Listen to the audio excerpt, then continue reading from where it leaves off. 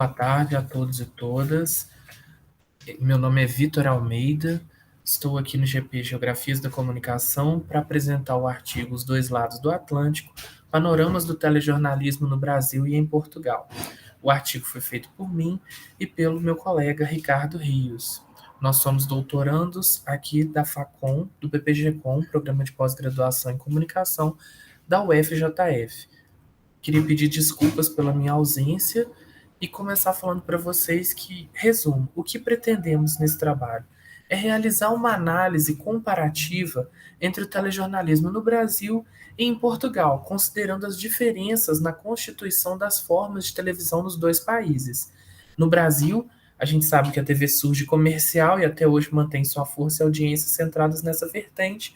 Em Portugal é ao contrário, a TV surge pública e posteriormente há a inserção de redes comerciais.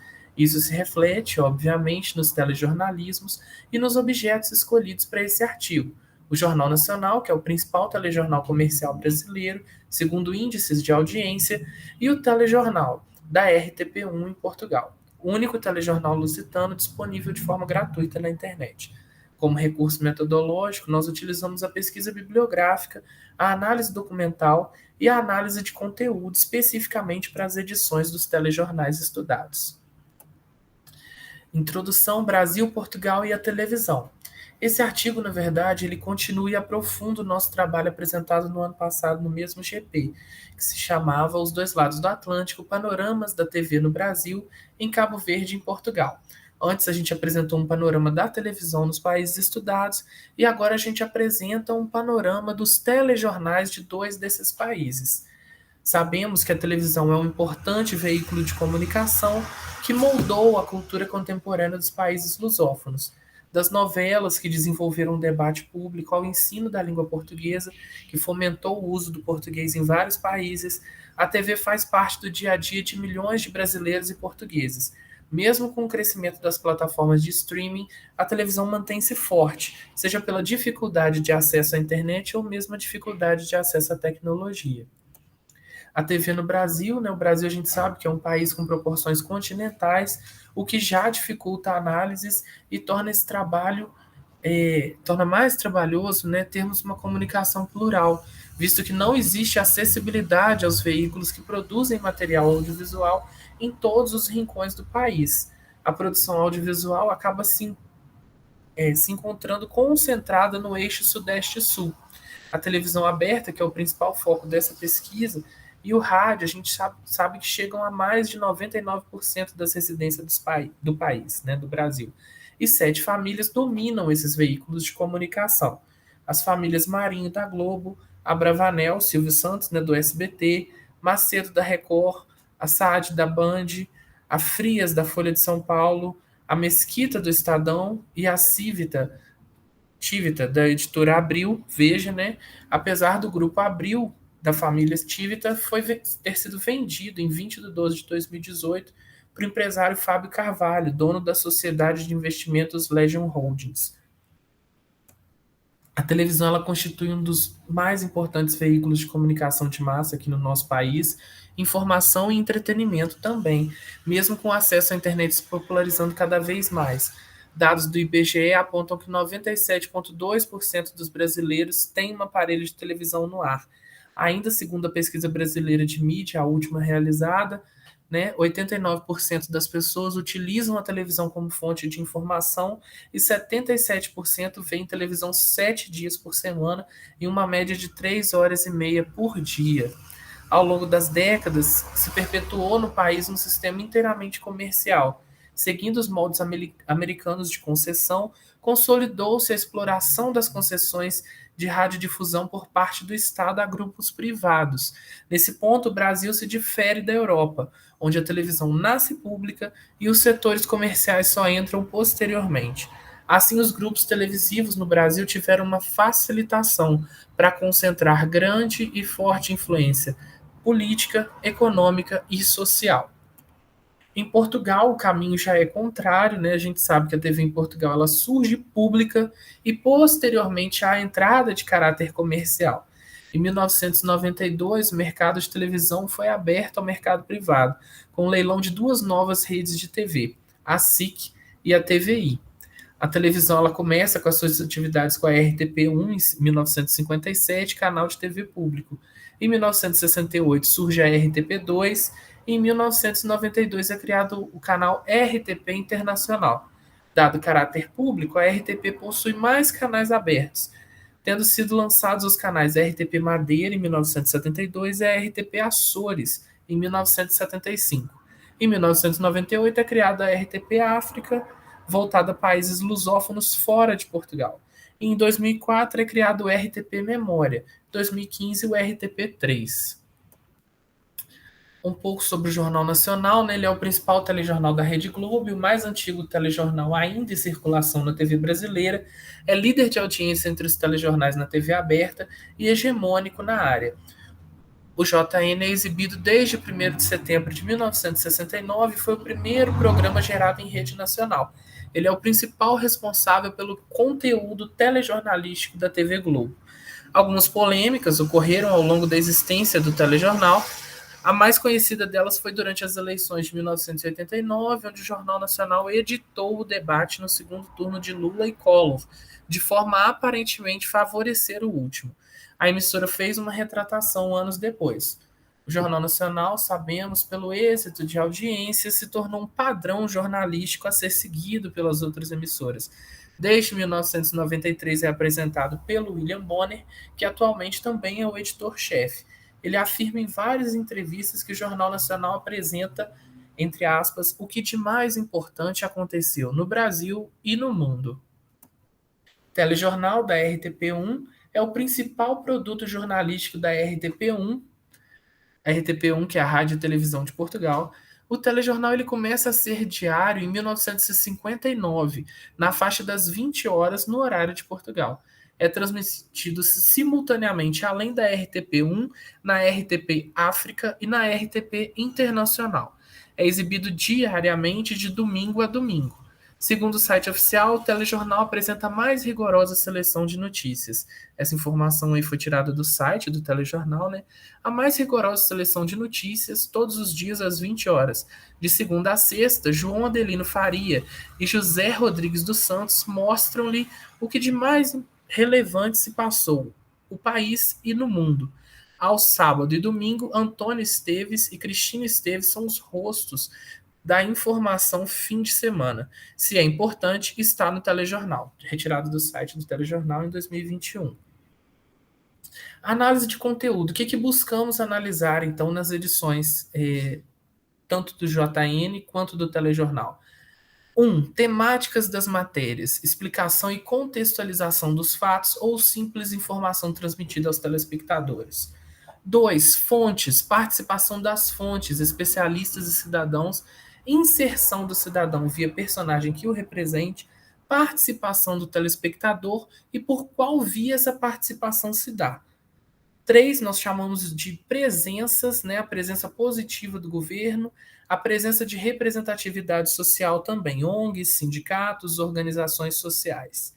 E 4, nós chamamos de geografia da notícia, qual local ou locais são representados nesses telejornais.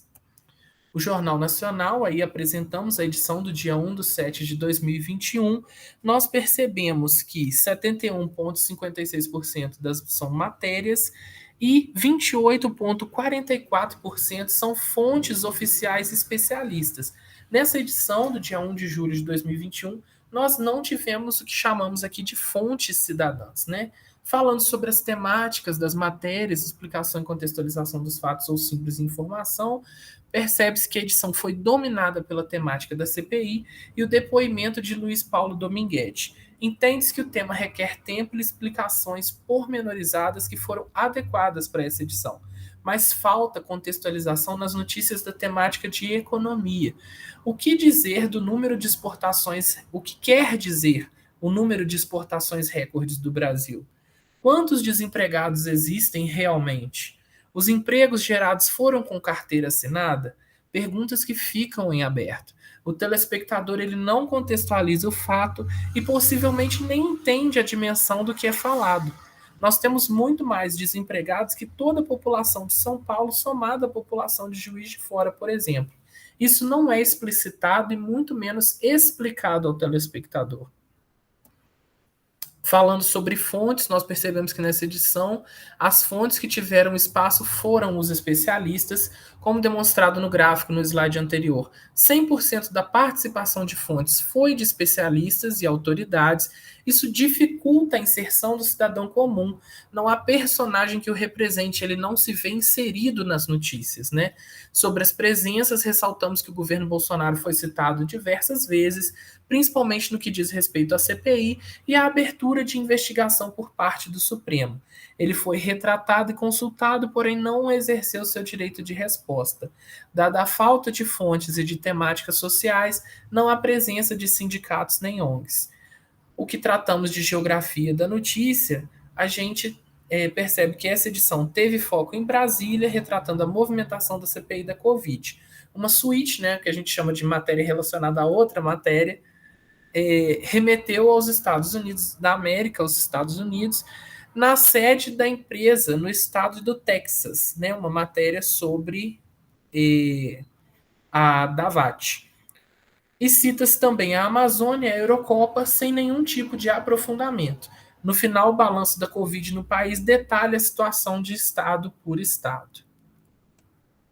O telejornal, no mesmo dia, dia 1/7/2021, percebemos aí no gráfico que 62,38% são matérias, 22,70% são fontes oficiais e especialistas e 14,92% são fontes cidadãs, né? Então, sobre as temáticas, a gente percebe que teve temáticas variadas, dando destaque à Covid e às novas restrições que Portugal adotou. Notou-se a não creditação de muitas fontes. A contextualização dos fatos esteve presente nessa edição em todas as matérias. Nota-se aprofundamento em matérias maiores e mais bem explicadas que o Jornal Nacional. O enquadramento é plural, preocupado em informar ao público com detalhes e explicações detalhadas para o telespectador em algumas matérias. É perceptível a diversificação das fontes, inclusive apresentando lados antagônicos, como na matéria sobre vacinação de jovens. Continuando aí nas fontes, né, nós percebemos que tiveram maior espaço as fontes especialistas, como demonstrado no gráfico, no slide anterior, 22,70% da participação de fontes foi de especialistas e 14,92% de fontes cidadãs. O telespectador ele acaba se sentindo representado ao ver personagens do dia a dia no telejornal e mais, a grande presença de participação popular em comparação à edição analisada do Jornal Nacional torna o telejornal mais plural e mais participativo. Com relação a presenças, o governo foi citado diversas vezes com relação ao combate à pandemia. O presidente e ministros importantes para a temática foram ouvidos e serviram de fonte para o telejornal. A cobertura se mostrou imparcial ao apresentar os diferentes lados das notícias. A representatividade social se deu pelos múltiplos personagens e por alguns sindicatos e algumas organizações sociais que foram consultadas e serviram de fonte. No que tratamos aqui de geografia da notícia, o telejornal mostrou-se aberto à notícia de várias localidades do país, destacando-se Porto, Aras Catarina, Oeiras, Algarve, Faro, região norte do país e Lisboa. Ainda apresentou um panorama pormenorizado das regiões do país em relação à Covid. Como considerações finais, temos aí que é curioso observar como os telejornais em cada país são espelhos das realidades locais. Enquanto a pauta sobre Covid-19 ocupa 6 minutos no telejornal da RTP, já que a pandemia estava relativamente controlada em Portugal, o espaço do Jornal Nacional ao tema ultrapassa 30 minutos, já que a crise sanitária no Brasil ganhou o fator de investigação parlamentar através da CPI. Essa questão específica demonstra a capacidade que a televisão possui para acompanhar o debate público e definir para o mesmo público o que é relevante. A presença de notícias institucionais nas edições aqui analisadas demonstram a importância para as emissoras dessas informações para manter o público no esquema programático dos canais. Enquanto o Jornal Nacional destinou espaço para a Eurocopa 2020, exibida pela Globo, a RTP trouxe informações sobre um programa de News Exchange com outros canais. Para o público, essas informações sedimentam as diferentes ligações entre a programação, mantendo o espectador no universo do canal. Os modelos de telejornalismo aqui apresentados demonstram os papéis de cada modelo de mídia. Enquanto o Jornal Nacional não traz pluralidade de vozes, já que a Globo é uma empresa privada, a RTP precisa fazer este papel, dado o caráter público de sua constituição. Para o público brasileiro que não tem TV pública forte, esse tipo de modelo pode estranhar no início, mas começa a fazer sentido com o costume. Já para o público português, que viveu por décadas no modelo público, este modelo é fundamental para o jornalismo. Obrigado.